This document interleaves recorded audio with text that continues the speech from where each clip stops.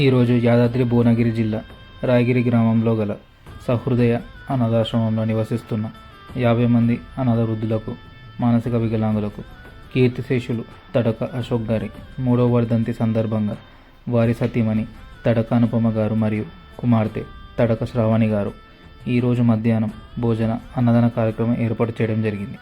ఆశ్రమంలోని అభాగ్యులకు అన్నదాన కార్యక్రమం ఏర్పాటు చేసినందుకు వారికి మా ప్రత్యేక ధన్యవాదాలు తెలియజేస్తున్నాం. మీలో ఎవరైనా ఆశ్రమంలోని అనాథులకు మీ వంతు సహాయం ఏదైనా అందించాలనుకుంటే స్క్రీన్లో డిస్ప్లే అవుతున్న నెంబర్కు సంప్రదించవచ్చు.